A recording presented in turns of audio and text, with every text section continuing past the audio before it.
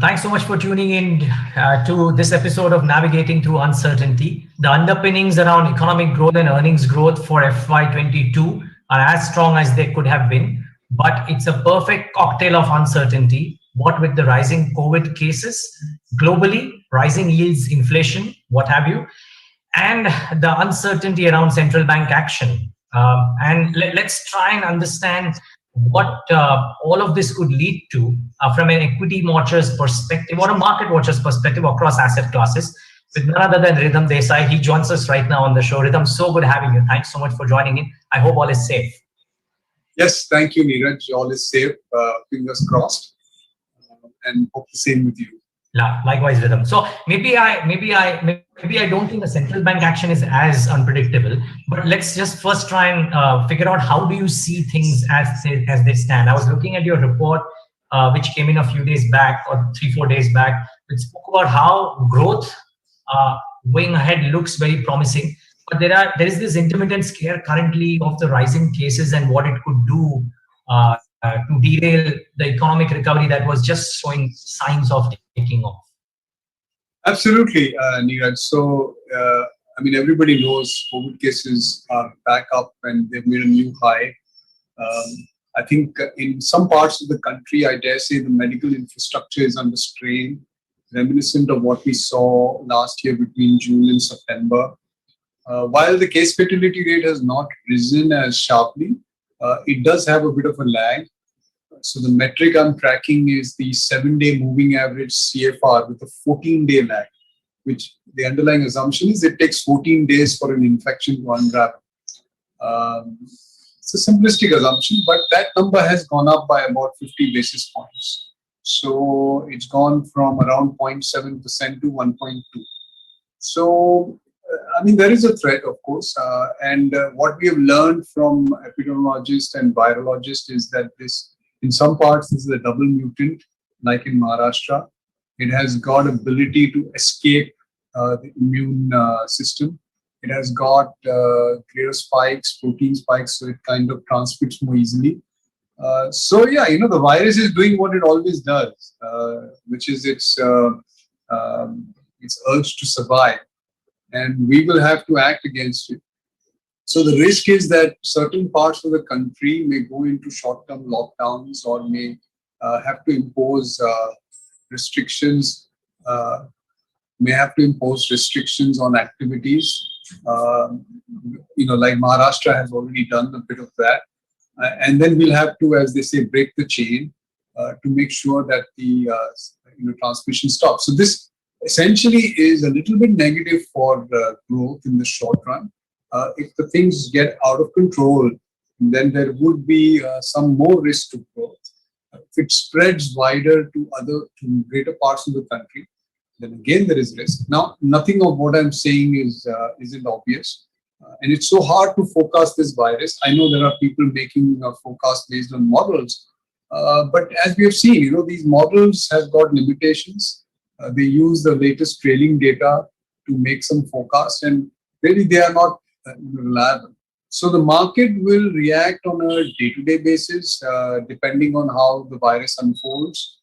As we can see over the weekend, it's not been very pretty, and the market is reacting to it. Now, keeping this in mind, and assuming, and this is a very aggressive assumption, some may say, but assuming that the virus does not really cause crisis. And the reason for me to believe that it may not cause a crisis is because I think administration is better equipped than last year. We have some medicines available to stem the infection impact. There is a vaccination program that's going on, which will also temper some of the impact. So it is, I think, fair to say that it may not be as bad as it was last summer. Then I think this may just provide an opportunity for medium-term investors to buy stocks. So stocks, have been a little bit overdone for a while, and we've all been hoping that there would be some near-term correction, wondering what the trigger would be.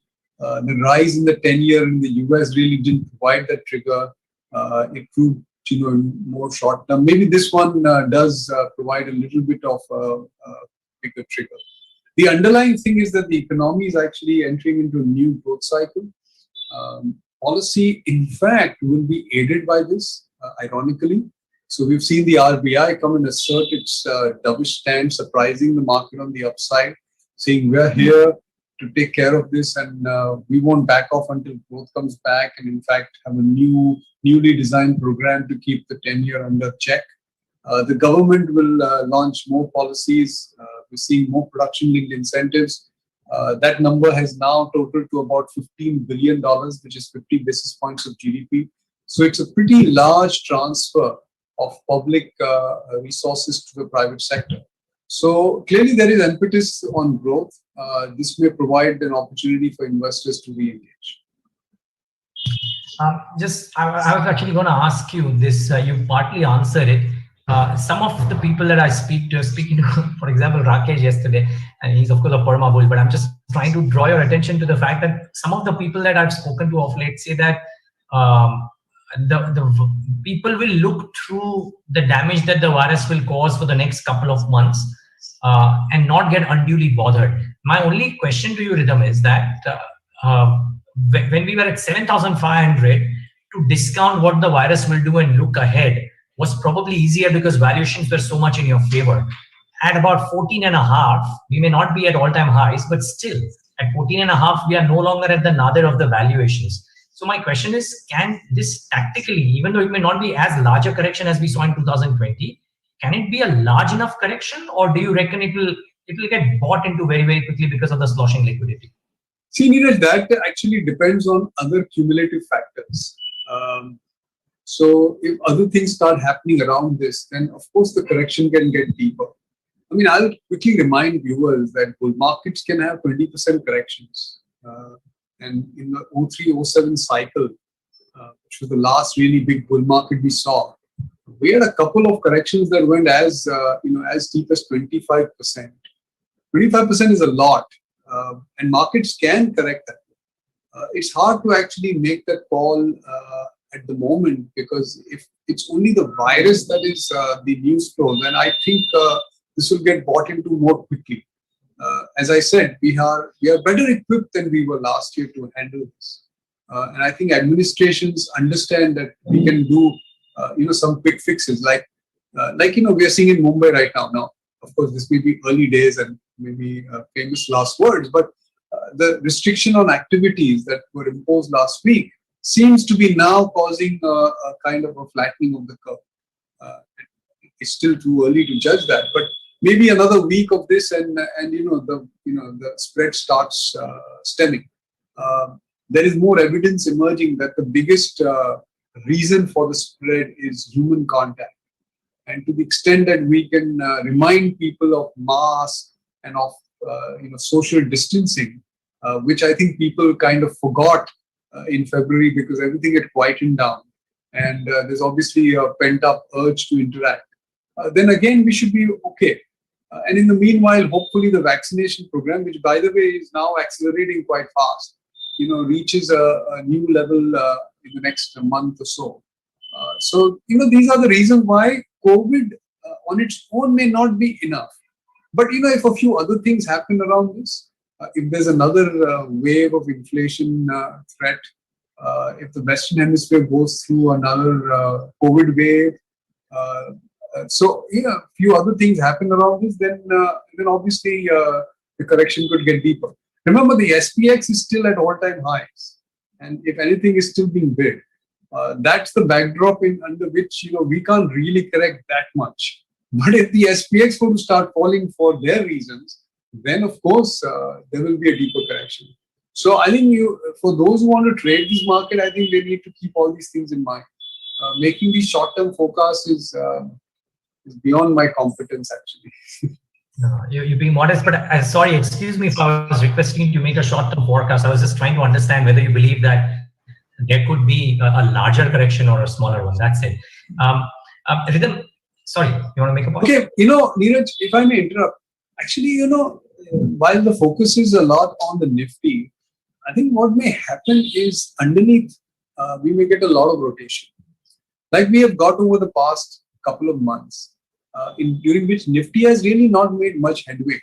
But underneath, we've got a lot of rotation and a lot of stuff that was underperforming earlier, like so-called factor value stocks and cyclicals did very well. And maybe some of that actually, gives up now. And people, in the interim, shift towards more defensive stocks, like you can see on the screen today. So underneath the Nifty, you could get a little bit more, bigger shifts. You could get bigger shifts than what the Nifty may suggest. Okay, and I was going to come to that, because in your note also you mentioned that you cyclicals, etc., that you're bullish on, and SMID is something that you're probably bullish on, slightly medium term. But just before that, you mentioned the globe rhythm. Just quick thoughts here. Do you reckon that if the yields and the inflation or the yields don't move from 1.7, 1.75 to say 2.25, 2.5 very quickly, but if they do it gradually, then do you reckon that global markets will take that well, and therefore that one push factor for the markets to correct lower might actually get diminished? So, see, the global market is not one homogeneous place. Europe is doing its own thing. The US is on a different track, and emerging markets are doing different. So, let's talk only about the US. I can't make the comment across the board. The US, in our view, is undergoing a lot of rotation. The US is likely opening up. And I think what the market is telling us, and this is the opinion of my US strategist, Mike Wilson, what the market is saying is that it may not be as smooth as we all want it to be, the opening up of the economy. It may cause a bit more heartburn.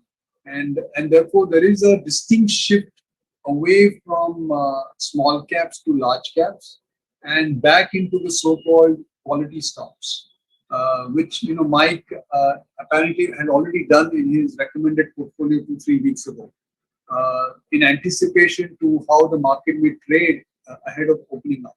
So the US has got a slight lead over the rest of the world because it seems to have put its COVID peak. The vaccination program has achieved some momentum, and now it's heading into opening up. During this phase, he calls it the mid-cycle phase. We may actually go back to quality, away from cyclicals, and we go back to large caps, away from small caps.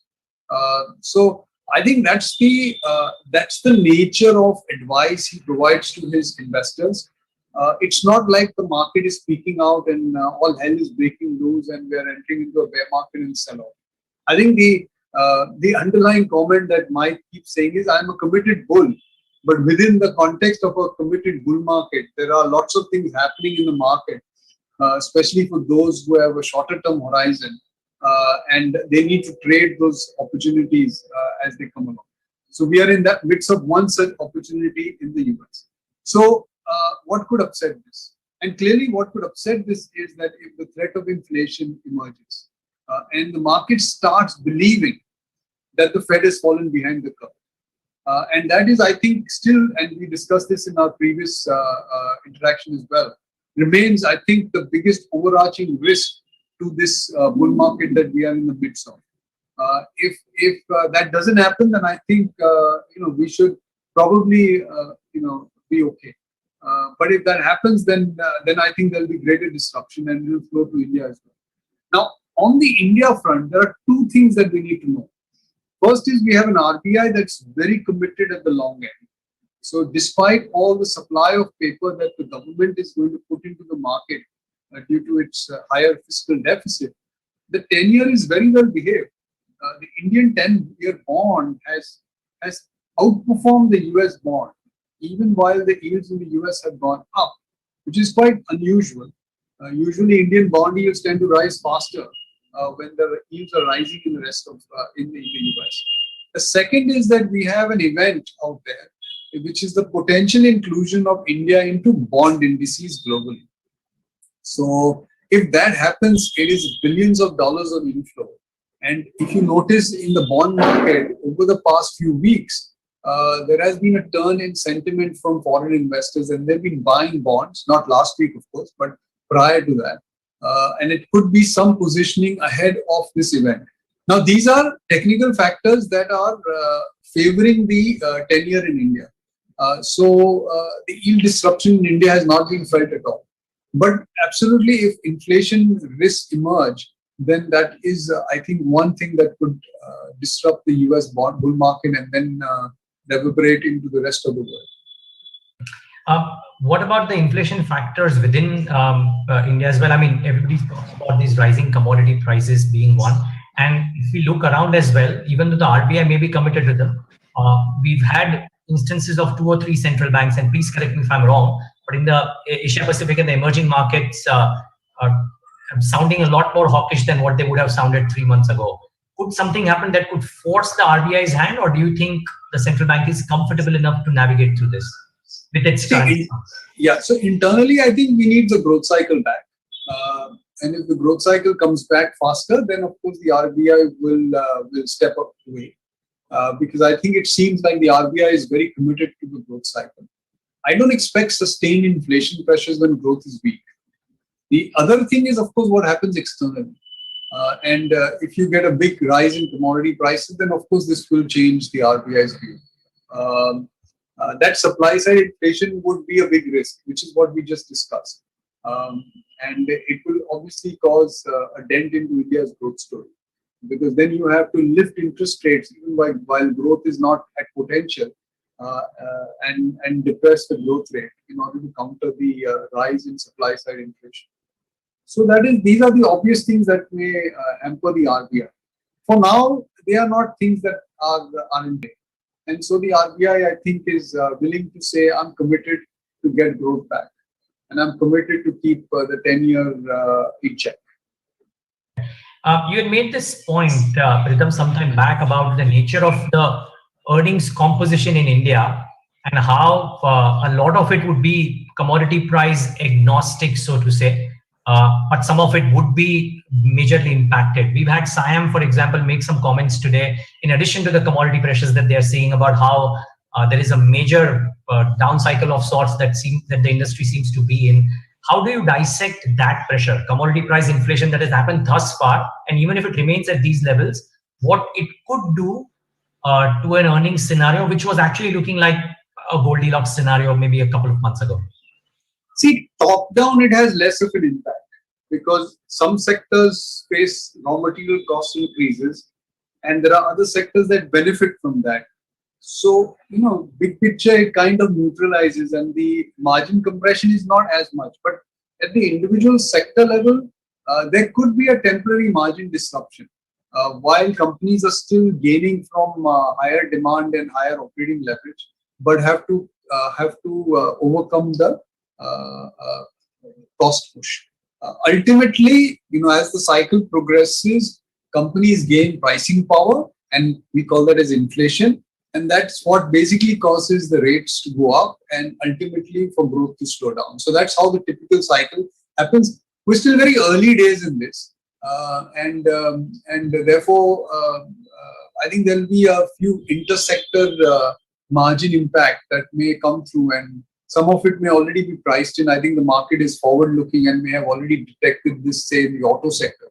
And it'll fade away after a while. But, again, it goes back to our, conversation a few moments ago, which is the biggest risk is that this sustains and the market globally starts believing that we are in for a cost push inflation arising from stronger than expected demand, which means the Fed has fallen behind the curve.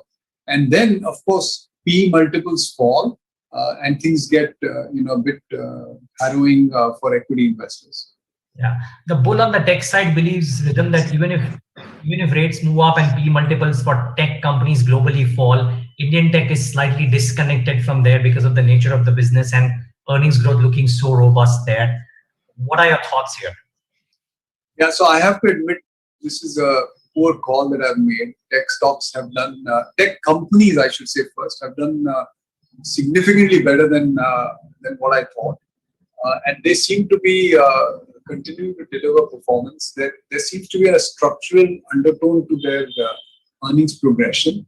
The call that I have in my head is one that is relative, which is if India's growth cycle is coming back, then the steady growth that tech companies are likely to deliver will underperform the cyclical uplift that will happen to earnings to domestic sectors. So we are still hanging in with that call that we want to be over domestic sectors versus tech, because the relative earnings growth will favor domestic sectors. The risk factor is that domestic growth does not come back for all the reasons that we've already discussed. And then, of course, tech stocks continue to perform well. And you can see that when the market is going through a sharper correction, technology outperforms. And this is exactly the reason, because the relative growth shifts in favor of tech companies. But, I have to say that tech companies have done very well and seem to be set for a better medium-term growth outlook than what seemed to be the case, say, 2 or 3 years ago. Ridham, in that same breath, can I ask you if you are looking forward to the string of pure tech companies, tech platforms that are gonna get listed in India? Is that something that excites you at all? Absolutely, Neeraj. The one of the conversations that we've been having with with institutional investors over the past few months is the lack of new listings in India, new business model listings in India. That India has really not had any new business model list, the type of stuff that we saw in China, say, 10 years ago. What investors don't appreciate is that India is more than 10 years behind China and is at 1/6 the per capita GDP of China. So China is at a different level, and at that per capita GDP has got newer business models that emerge. Nevertheless, India has also actually done quite well in this regard. And yeah, there is a big pipeline of such listings that are happening, hopefully in India. Some of them will probably list in the US, but they will be India-related businesses that are listing with private equity investors looking for an exit in some cases, and in other cases where these companies are trying to raise capital for their next growth path. So it does look very exciting. I have to say that, if I quote Nandan Nilekani here, India's internet sector has progressed a little differently from the US and from China. Because of the Aadhaar superstructure, we have a transaction-based internet economy, where I think internet companies are going to be able to realize earnings very differently from what we've said. Now, if I make a sweeping statement, for example, US e-commerce businesses or tech companies are largely advertising models, whereas in India, I think they are largely transaction-oriented. So it looks very interesting. There are some very exciting businesses out there which hopefully get listed and will give more choices to investors over the course of the next few months. Okay. Ridham, a couple of other factors that you pointed out. I'm shifting gears towards macro yet again. And what about factors like oil prices, for example, as you see them, or the dollar versus the rupee, and then the DXY strength that is just starting to come back a little bit in the last couple of odd weeks? How do those factors play out, and what? So DXY is the indicator which tells us what the world is thinking about inflation, right, and interest rates. So the DXY remains a very important metric for people to track. And if it is appreciating, that's not good news. If it's depreciating, it's good news for India. India tends to do very well when the DXY is depreciating. I'm not going to go into all the mechanics, but the simple thing is it allows room for policymakers at home to drive a domestic policy. We're not then anchored to what happens globally, and therefore we have greater flexibility in choices we make. For example, if the DXY is depreciating, the RBI can comfortably keep rates low and drive for higher growth. The point on oil, sorry, just before that, but while it was depreciating, we've seen a bit of a spurt in the DXY. So what's your thesis about how does it play out going ahead? There's a lot of debate around what the DXY, consequently what the rupee would do. Yeah, so I mean, you're asking me what the DXY is going to do? If you have thoughts there. I don't have very strong thoughts around that. Okay. And it's not a strong view that we hold globally, either way. It's premised on the US growth cycle and the inflation outlook in America. So come 2022, I think things will get trickier. because inflation will be a little bit of a bigger problem. And then I think this may feed into a bid on the US dollar. Okay. I think during the current calendar year, we should be fine. On your question on oil, as I've said in the past, oil matters to India when it is rising relative to copper prices. And the reason I say this is because it should be a supply-driven event in oil for India to suffer in macro terms. See, oil and copper both go up when global demand is strong, both being intrinsic commodities to the industrial economies for the world. But if oil is also facing additional supply side pressures, then it will tend to outperform copper. And for India's BOP or for India's macro stability, what matters is that because when oil and copper are both going up, India is also receiving very strong inflows. The BOP actually tends to be in good shape, as we are seeing right now. So oil is not outperforming copper, and therefore a rise in oil prices is not automatically bad for India. And that's the framework to follow. So that's how we judge the impact of oil on both the stock markets as well as macro stability. And currently, it's not a worry, as you said. Okay. One final question, Ridham, and that is on relative valuations. You've always spoken about both within the index, large cap versus mid caps relative valuations, and then India versus EM's relative valuations. You make that point in your report as well. How does that metric stack up for India vis-a-vis rest of the emerging market pack? So India remains at the low end of its historical range. Essentially, what markets are saying on a relative basis, India is unlikely to go back to its premium return on equity that it earned over the past 20 years. And the template is going to be more like the last 5-7 years when the ROE gap has been contracting. It has gone down to about 200 basis points. That is India's ROE minus EM ROE. Used to be 500. Now, if it goes back to 500, then India should regain some of its valuation premium that it has lost over the last 5-7 years. I dare say that the ROE premium will rise in the coming months. I think India's growth cycle seems better placed than the EM world, and therefore India's relative valuation to EM should also rise. So India may have put a trough on relative performance versus EM back in April last year.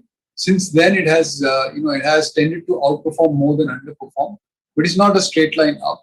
There's still a lot of doubt out there about India's ability to deliver a sustained rising ROE, and only the coming months will show that. Just quickly on valuations, Neeraj, while we're on that point, it's not all so rosy when you look at absolute valuations. A lot of these metrics have risen considerably over the past 12 months. And clearly the market is a forward-looking animal. So it is anticipating better growth and goes back all the way to the starting point of our conversation, that if something out there happens to challenge that growth view, then some of these valuation metrics will have to undergo a steeper than a tactical correction. So keep a watch on that, because as you very rightly said, we are no longer at 1.9 times book. As we were in the spring of last year. We're more in the 3.5 region. And the tolerance to a negative growth shock will not be as good as it was then. Not that we're expecting a big negative growth shock, but we have to keep that in mind.